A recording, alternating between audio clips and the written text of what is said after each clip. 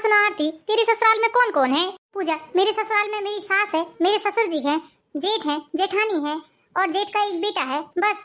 और तू सुना, तेरे ससुराल में कौन कौन है? आरती, मेरे ससुराल में भी छोटा सा परिवार है, मेरे सास ससुर और देवर रहते हैं, बस। हम दोनों तो यहाँ शहर में रहते हैं।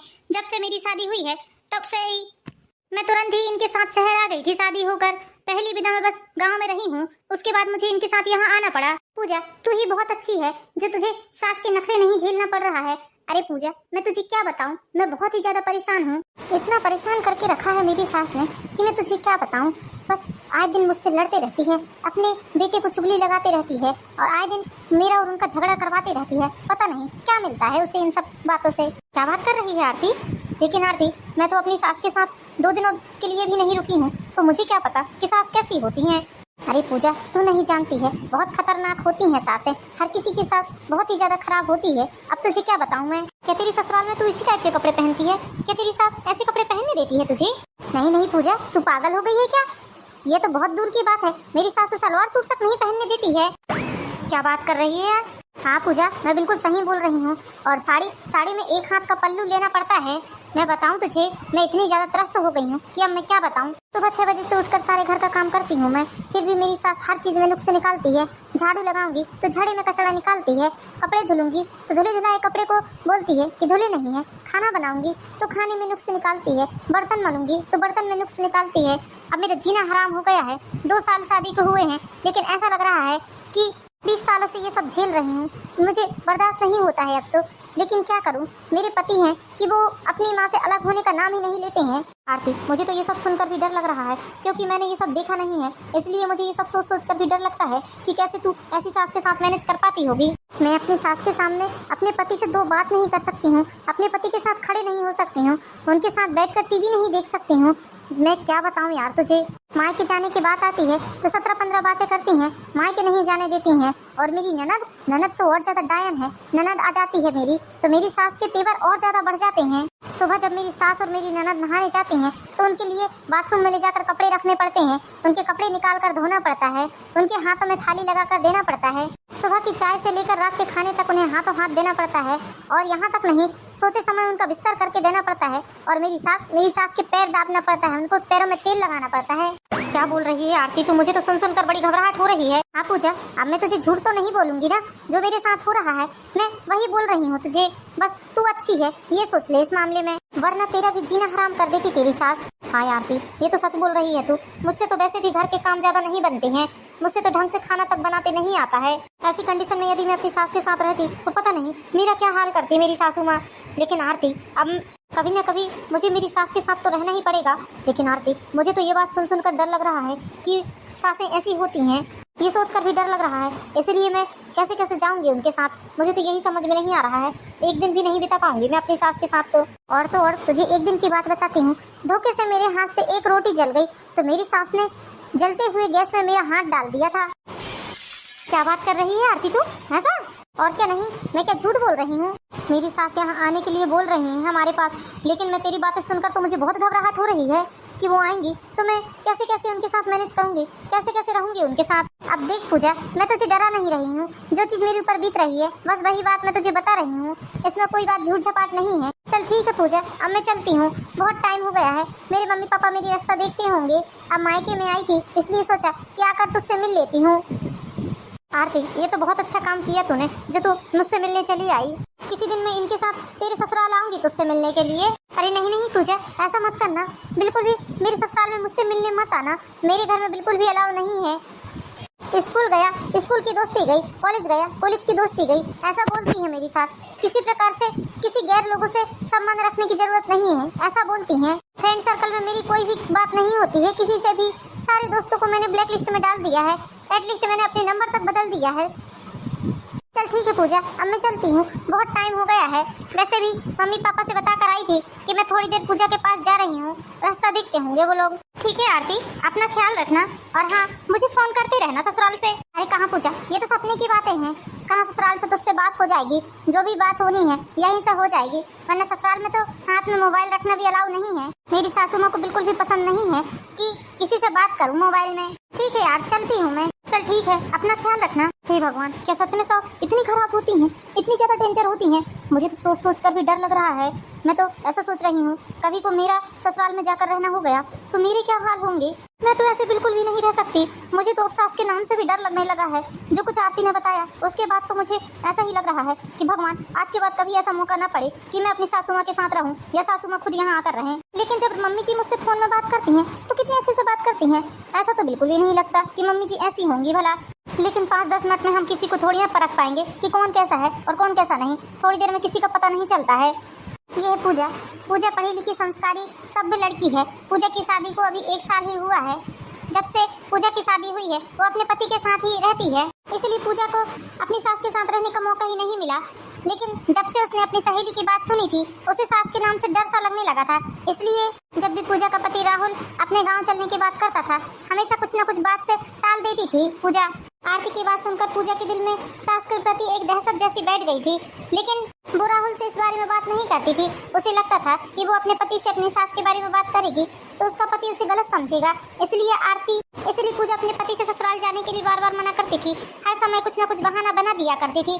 पूजा पढ़ भी रही थी, इसलिए पढ़ाई का ही बहाना बना देती थी वो। पूजा, कल माँ का फोन आया था। माँ बहुत नाराज हो रही हैं, बोल रही हैं कि जब भी तुम्हें गाँव आने के लिए बोलती हूँ तुम लोग कुछ न कुछ बहाना बना ही देते हो। बोल रही थी कि अब कोई भी बहाना नहीं चलेगा। बहू शादी होकर जो गई है तो यहाँ आई ही नहीं है। अगल बगल के लोग सब पूछते हैं कि बहू क्यों नहीं आ रही है। इसलिए पूजा, मैंने माँ को बोल दिया कि ठीक है माँ, हम 15 दिनों के बाद आ रहे हैं घर। सही किया ना पूजा मैंने? अरे राहुल जी, मम्मी जी को आपने क्यों बोल दिया, क्यों बता दिया कि आप 15 दिन बाद आएंगे? राहुल जी, आपको तो पता है मेरे टेस्ट चल रहे हैं, एग्जाम भी आने वाले हैं। पूजा, क्या पूरे साल भर ही तुम टेस्ट देते रहोगी? पूरे साल भर ही तुम्हारे एग्जाम चलते रहते हैं। मैं माँ से किस मुंह से उन्हें जवाब दूं? मेरी माँ भी चाहती है कि उनके बहू बेटे घर में आकर रुकें, 8-15 दिन उनके साथ रहें, लेकिन तुम्हारे कारण हम जा ही नहीं पा रहे हैं। मुझे तो ऐसा लगता है तुम खुद ही नहीं चाहती हो कि तुम गाँव जाओ, माँ के साथ रहो। नहीं नहीं राहुल जी, ऐसी कोई बात नहीं है। मैं भी चाहती हूँ कि मैं अपनी सास के साथ रुकूं, लेकिन मैं क्या करूँ? देखिए राहुल जी, इतने पैसे लग रहे हैं मेरी पढ़ाई में। अब यदि एग्जाम में पास नहीं होंगी तो लोग क्या कहेंगे? इतनी मेहनत कर रही हूँ मैं, मुझे भी अच्छा नहीं लगेगा, आपको भी अच्छा नहीं लगेगा। इसलिए राहुल जी, कुछ दिनों की और मोहलत दे दीजिए मुझे प्लीज। राहुल जी, आप मम्मी जी से बोलिए 2 महीनों के बाद मेरे पेपर खत्म हो जाएंगे तो मैं खुद ही आपको बोलूंगी मम्मी जी के पास चलने के लिए। ठीक है, इसके बाद कोई बहाना नहीं चलेगा पूजा, ध्यान रखना तुम। हाँ जी ठीक है। चलो, इस बार तो बात बन गई, लेकिन 2 महीनों के बाद क्या करूंगी मैं? जब पेपर खत्म हो जाएंगे तब क्या बहाना बनाऊंगी मैं इनसे? जब 2 महीनों के बाद पूजा के पेपर खत्म हो जाते हैं तो फिर राहुल उससे गाँव चलने की बात करता है। पूजा, तुम्हारे एग्जाम कैसे गए हैं? राहुल जी, एग्जाम तो बहुत अच्छे गए हैं मेरे। इस बार तो मैं देखना टॉप कर ही लूंगी। ये तो बहुत अच्छी बात है। अब चलो ठीक है, ये सब तो छोड़ो, अब गाँव चलने की कब तैयारी कर रही हो? गाँव चलने की? हाँ, तुमने ही बोला था ना कि तुम्हारे एग्जाम खत्म हो जाएंगे उसके बाद हम गांव चलेंगे। पूजा, इस बार कोई बहाना नहीं चलेगा, बता देता हूँ मैं। अब तुम्हारे पेपर भी खत्म हो गए, मैं माँ की बात कब तक टालते रहूंगा? मेरे ऊपर भी प्रेशर बन रहा है माँ का। ठीक है, आप रिजर्वेशन करवा लीजिए, हम चलते हैं 8-15 दिनों में। ठीक है आरती, मैं माँ को फोन करके बता देता हूँ। हे भगवान, अब तो मुझे गाँव जाना ही पड़ेगा। अब क्या करूँ मैं? नहीं चाहती थी कि मम्मी जी और मेरा सामना कभी भी हो। मैं ऐसी सास के साथ कैसे कैसे रह पाऊंगी? आरती तो घर गृहस्थी के काम में कितनी निपुण है, कितना काम करती है, कितनी अच्छी है, फिर भी उसकी सास उसके पीछे पड़ी रहती है, कितना कुछ सुनाती है बेचारी को। जेल खाने जैसी जिंदगी हो गई है उसकी। मैं तो कुछ भी नहीं जानती हूँ घर गृहस्थी के काम में। मेरा क्या होगा? बस इसी डर के कारण मैं सासू माँ के साथ नहीं रहना चाहती। लेकिन अब तो मुझे जाना ही पड़ेगा। अब पता नहीं, भगवान ही मेरा मालिक है। अरे, ये अचानक से मेरा जी क्यों मचलाने लगा? इतना सर भारी हो रहा है, अजीब सा लग रहा है मुझे। 2-4 दिनों तक पूजा को इस तरह उल्टियाँ होती रहीं। आखिर जब राहुल ने उसे डॉक्टर के पास लेकर गया तो उसे पता चला कि पूजा माँ बनने वाली है। पूजा थोड़ी कमजोर थी, इसलिए राहुल को डॉक्टर ने सलाह दी कि ऐसी हालत में पूजा को ना ही वजन उठाना है, ना ही कोई भारी काम करना है और ना ही ट्रैवल करना है। अब तो पूजा को और भी अच्छा मौका मिल गया था, ना जाने का बहाना भी मिल गया था, क्योंकि अब इस बारे में राहुल भी उसे नहीं बोल सकता था, क्योंकि डॉक्टर ने साफ साफ मना कर दिया था उसे सफर करने के लिए। और राहुल के गाँव का रास्ता कम से कम 5 से 6 घंटे का था, इसलिए राहुल भी जाना कैंसिल कर दिया। चलो, कम से कम ये तो अच्छा हुआ। अब तो साल भर के लिए मैं निश्चिंत हो गई गांव जाने के लिए। बच्चा होने के बाद भी राहुल जी यही बोलेंगे कि अभी बच्चा छोटा है, अभी नहीं जाना है। और भी अच्छी बात है ये मेरे लिए। अब कम से कम मम्मी जी से मेरा आमना सामना तो नहीं हो पाएगा, उनके साथ रहने का मौका तो नहीं मिलेगा। और यदि इस बीच मम्मी जी यहाँ आ गई तो तब कैसा करूँगी मैं? तब तो मुझे उनका सामना करना ही पड़ेगा। लेकिन मम्मी जी कैसे आ सकती हैं यहाँ? मम्मी जी को लाने वाला भी तो कोई होना चाहिए। अब यदि हम लोग रिजर्वेशन करवा भी देंगे तो मम्मी जी आ नहीं पाएंगी, उन्हें तो बहुत डर लगता है इतने लंबे सफर में। देवर जी, अपनी पढ़ाई कर रहे हैं शहर में, इसलिए वो भी नहीं ला सकती उन्हें। खैर जाने दो, मुझे उससे क्या करना है, अभी तो मैं शांति से रह सकती हूँ कम से कम। धीरे धीरे करके समय बीतने लगा। बीतते हुए समय के साथ पूजा के भी 9 महीने पूरे हो गए थे। लल्ला लल्ला लोरी दूध की कटोरी, दूध में बतासा मुन्ना करे तमाशा। पूजा, क्या कर रहा है हमारा बेटा? रौनक सोने के लिए रो रहा है, इसलिए मैंने सोचा इसे लोरी सुनाकर सुला देती हूँ। हाँ ठीक है पूजा, सुला दो। वैसे पूजा, माँ का फोन आया था क्या तुम्हारे पास? नहीं रौनक, मेरे पास तो माँ का फोन नहीं आया है। आपके पास आया था क्या? कल आया था, बल्कि मम्मी जी मुन्ने के बारे में पूछ रही थी। अरे पूजा, दरअसल बात ऐसी है कि कल रात को जब तुम सो गई थी तो माँ का फोन आया था तुमसे बात करने के लिए, इसलिए तुमसे बात नहीं हो पाई, तुम सोई थी। तो माँ को मुन्ने की बहुत याद आ रही है। अब हम लोग तो इतने छोटे बच्चे को लेकर वहां जा नहीं सकते, इसलिए मैंने ही माँ का रिजर्वेशन करवा दिया है। तो सुबह की ट्रेन से माँ बैठ चुकी हैं यहाँ आने के लिए। क्या हुआ पूजा, तुम्हें बात सुनकर खुशी नहीं हुई क्या? माँ का यहाँ आना लगता है तुम्हें पसंद नहीं है, इसलिए तुम्हारा मुंह बन गया है। अरे नहीं नहीं रौनक, तुम गलत समझ रहे हो, ऐसी कोई बात नहीं है। मम्मी जी भी हम लोगों से कब तक दूर रहेंगी? आखिर उनका नाती हुआ है, उनका मिलने का फर्ज तो बनता है ना, अपने नाती को देखने का फर्ज तो बनता है। तो बस मैं तुम्हें यही बता रहा था कि माँ का किसी भी वक्त फोन आ सकता है, उन्हें रेलवे स्टेशन लेने जाना पड़ेगा। अब मैं अभी अभी ऑफिस से आया हूँ, इसलिए मुझे लगा कहीं तुम्हारे पास तो माँ का फोन नहीं आया है पिकअप करने के लिए। नहीं नहीं रौनक, मेरे पास माँ का फोन नहीं आया है। आप एक काम करिए, माँ को फोन लगा लीजिए। हाँ, मैं खुद माँ को फोन लगाकर पूछ लेता हूँ कि मेरी माँ कहाँ पहुँची हैं। हे भगवान, आखिर आज मम्मी जी के साथ में मेरा आमना सामना हो ही जाएगा।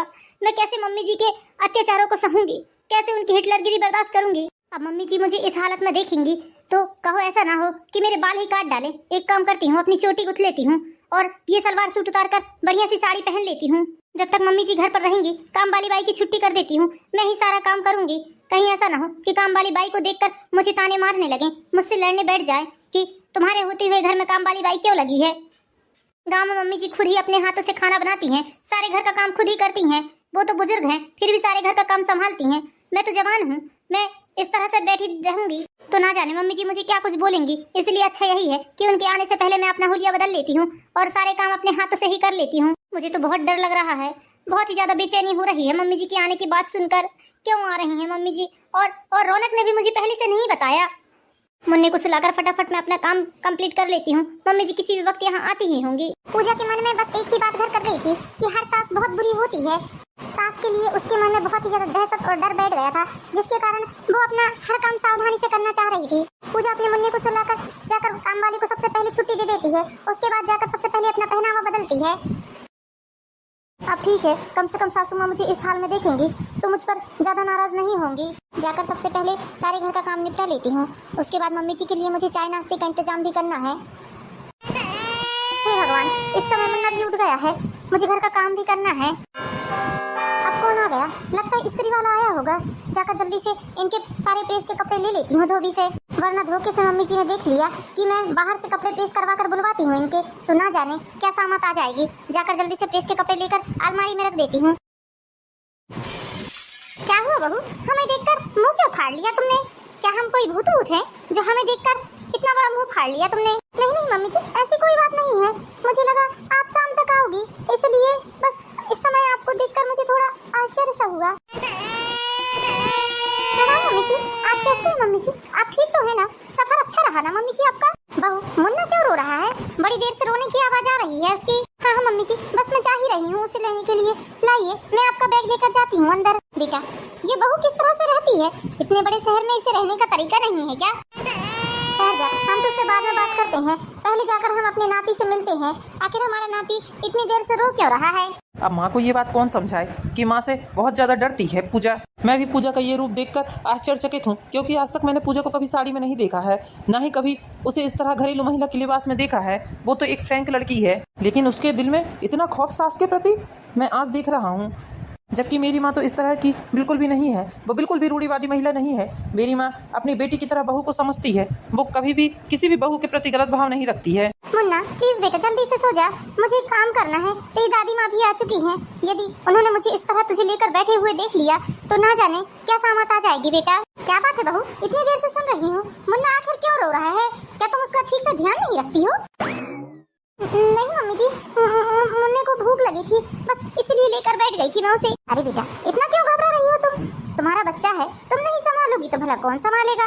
माँ का कर्तव्य होता है अपने बच्चे को देखभाल करना। तुमसे अच्छी देखभाल तुम्हारे बच्चे की और कोई नहीं कर सकता है बेटा। नहीं मम्मी जी, ऐसी कोई बात नहीं है।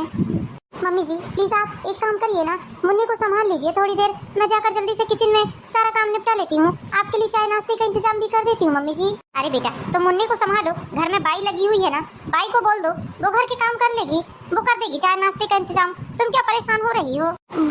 वो मम्मी जी घर में काम वाली बाई। अरे बाबा ठीक है, वो मत करो, उसी में समय पास मत करो तुम। ला मुन्नी को हमें दो, जाओ बड़ी जोरों की भूख लगी है, जल्दी से जाकर हमारे लिए चाय नाश्ते का इंतजाम कर दो। अब ये बहू इतनी घबराई हुई सी क्यों लग रही है? जब से आए हैं तब से ही देख रहे हैं हम, इतनी ज्यादा हकला हकला कर बोल रही है, इतनी घबरा कर बोल रही है, इसे आखिर क्या हो गया है? फोन में तो बड़ी अच्छी बात करती थी, लगता है हमारे आने से बहू को खुशी नहीं हुई है। हमें तो बड़ी खुशी हुई है हमारे नाती और हमारे बहू बेटे से मिलने के बाद। हमारा राजा बेटा। बहुत जोरों की भूख लगी है मुझे, एक काम करती हूँ, मम्मी जी तो सो चुकी हैं, जल्दी से जाकर एक दो रोटी खा लेती हूँ, कम से कम थोड़ा सा पेट को शांति तो मिलेगी। यदि मम्मी जी ने मुझे इस तरह खाते देख लिया समय के पहले तो ना जाने क्या बोलेंगी, वो मेरे बारे में क्या सोचेंगी, इसलिए जल्दी से जाकर खा लेती हूँ। बहुत जोरों की भूख लग गई है, मुन्ना भी दूध पीता है, इसलिए समय के पहले ही भूख लग जाती है। यदि मम्मी जी मुझे इस तरह समय पे समय खाते देखेंगी तो बहुत ही ज्यादा डांटेंगी, इसलिए मुझे यहीं किचन में खड़े होकर चोरी छुपे खाना पड़ेगा। अरे बेटा एक गिलास ठंडा पानी तो दो जरा, बहुत जोरों की प्यास लगी है मुझे। मम्मी जी सॉरी मम्मी जी, वो बहुत जोरों की भूख लगी थी मुझे, इसलिए बस थोड़ा सा कुछ खाने के लिए बनाया था मैंने, बहुत जोरों की भूख लगी थी मुझे। प्लीज मम्मी जी आप मुझे डांटिएगा मत। तुम सबसे पहले तो एक बात ये बताओ बहू, जब जब तुम मुझे देख रही हो इतना चौंक क्यों रही हो? क्या मैं कोई भूत हूँ जो तुम मुझे देखकर इस तरह मुंह फाड़ लेती हो? मैं तुम्हें डांट तो नहीं रही हूँ ना? अरे भूख लगी है, बनाकर खा रही हो तो अच्छी बात है ना, इसमें कौन सी बड़ी बात है जो तुम मुझे देखकर इतना चौंक जाती हो? ऐसा तो नहीं है कि मैं तुम्हें मना कर रही हूँ खाना खाने से, बना लिया है शांति से बैठकर खा लो, इसमें कौन सी बड़ी बात है, भूख सबको लगती है। और ये क्या, जब से आई हूँ तब से देखे जा रही हूँ तुम अकेले अकेले ही घर के सारे काम किए जा रही हो, क्या घर में कोई काम वाली बाई नहीं है? अभी तुम्हारा बच्चा छोटा है, तुम इस तरह ठंडे जुड़े का काम करोगी तो तुम भी बीमार पड़ोगी, साथ में बच्चा भी बीमार पड़ेगा। देखो बेटा अभी तुम्हारा बच्चा छोटा है, अभी उसे देखभाल की बहुत जरूरत है, 6 महीने कम से कम तुम्हें रेस्ट करना चाहिए था बेटा, और तुम अभी से घर के सारे काम किए जा रही हो, ऐसे में तो तुम्हारा शरीर कमजोर हो जाएगा ना। इसलिए कहते हैं घर में एक बुजुर्ग का होना बहुत जरूरी है, क्योंकि बच्चों को वही सही राह दिखाते हैं। इस तरह सारे घर का काम अकेले अकेले करोगी तो तुम्हारी हालत बहुत खराब हो जाएगी बेटा। मुन्नी को तक नहीं देख पा रही हो तुम घर के काम के कारण। क्यों, क्या काम वाली बाई नहीं लगाया है रौनक ने? ठहरो अभी रौनक की क्लास लगाती हूँ मैं। रौनक रौनक इधर आओ। मम्मी जी इनको मत बुलाइए प्लीज, मेरी बात सुनिए। हाँ माँ बोलिए, आपने मुझे आवाज लगाया। क्यों रौनक, तुम्हें जरा भी तमीज तरीका नहीं है क्या? ये बताओ, अभी अभी तुम्हारी बीवी माँ बनी है और उसके यहाँ सारे घर का काम करवा रहे हो तुम। इतने बड़े घर का काम करना कोई आसान बात नहीं है बेटा, ऊपर से जब बच्चा इतना छोटा हो, इतना कमाते हो तुम, तो क्या एक काम वाली बाई नहीं रख सकते हो? बेचारी अकेले अकेले कितना परेशान हो रही है बहू। मम्मी जी मेरी बात तो सुनिए मम्मी जी। बस पूजा बहू, तुम रौनक की ज्यादा तरफदारी मत करो, हम इसे बचपन से जानते हैं, बहुत ही ज्यादा कंजूस है ये लड़का, इसे तो हम ही ठीक करेंगे। नहीं मम्मी जी ऐसी कोई बात नहीं है, घर में काम वाली बाई लगी हुई थी। हाँ माँ, घर में काम वाली बाई तो पहले से ही लगी है। अरे जब घर में बाई लगी हुई है तो तुम घर का काम अपने हाथों से क्यों कर रही हो? मैं बताता हूँ माँ क्यों कर रही है ये घर का काम अपने हाथों से। माँ इसे ऐसा लगता है कि हर सास बहुत बुरी होती है। एक बार इसकी सहेली आई थी, उसने अपनी सास की बहुत ज़्यादा बुराई की, उसकी सास उसके ऊपर बहुत अत्याचार करती थी, ठीक से 2 रोटी तक खाने नहीं देती थी, उठते बैठते उसे कोसती थी। और जो पूजा की बहन है उसकी सास भी बहुत बुरी है, बहुत ही ज़्यादा प्रताड़ित करती है, बहुत ही ज़्यादा परेशान करती है उसे। बस इसीलिए पूजा के दिल में आपके प्रति थोड़ा डर बैठ गया है, वो यही सोचती है कि हर सास एक जैसी होती है। कल जैसे ही पूजा ने आपके आने की बात सुनी, उसने तुरंत ही काम वाली बाई को छुट्टी दे दी और अपना पहनावा भी बदल लिया। घर में तो वो सलवार सूट ही पहनती थी माँ, आपके आते ही देखो किस तरह घरेलू महिला की तरह साड़ी पहने हुए है ये। पूजा को ऐसा लगता है कि हर सास बुरी होती है, बहुओं को परेशान करती है, बहुओं को प्रताड़ित करती है, बस इसी कारण वो आपके पास आना नहीं चाहती थी। आपसे मिलने में भी उसे बहुत डर लगता था, आपके प्रति उसके दिल में एक डर सा बैठ गया है माँ। पूजा बहू क्या रौनक सही बोल रहा है, बताओ हमें। जी मम्मी जी रौनक सही बोल रही हैं, मुझे ऐसा लगता था कि आप हर सास की तरह बहुत बुरी सास हैं, आप मुझे हर बात पर रोकेंगी टोकेंगी, मेरे हर काम में नुक्स निकालेंगी। मम्मी जी मुझसे तो कुछ काम आता भी नहीं है, इसलिए और मैं डर गई थी और धीरे धीरे करके घर के सारे काम सीख रही थी बस। अरे मेरी भोली भाली बहू, ऐसा नहीं है बेटा, हर समय सास ही बुरी नहीं होती है, कुछ कुछ बहुएं भी बुरी होती हैं। और बेटा वैसे भी इंसान गलत नहीं होता है, परिस्थितियाँ ऐसी बन जाती हैं जो इंसान को गलत बनने पर मजबूर कर देती हैं बेटा। और तुमने बिना मुझसे मिले जुले मेरे प्रति ऐसी धारणा क्यों बना ली बेटा? तुम बहू हो, कोई कोलू का बैल नहीं जो तुम्हें 24 घंटे नागर में जुटा रखूं। वैसे बेटा तुम्हारी जो सोच है वो बुरी भी नहीं है और गलत भी नहीं है, क्योंकि बेटा जो मेरी सास थी ना, तुम्हारी दादी सास, वो बहुत ही ज्यादा डेंजर थी। मुझे तो जीना हराम करके रख दिया था उन्होंने। मेरी एक छोटी सी गलती में मेरे ऊपर हाथ उठा दिया करती थी वो। मैं उनके डर के मारे एक रोटी भी नहीं खा सकती थी। जब सारा घर खाना खा लेता था उसके बाद शाम को 4 बजे के बाद मेरा खाना होता था। ना ही पहले नाश्ता होता था और ना ही चाय। 2 किलोमीटर दूर जाकर मैं कुएं का पानी लेकर आती थी, फिर भी मेरी सास मुझसे संतुष्ट नहीं रहती थी।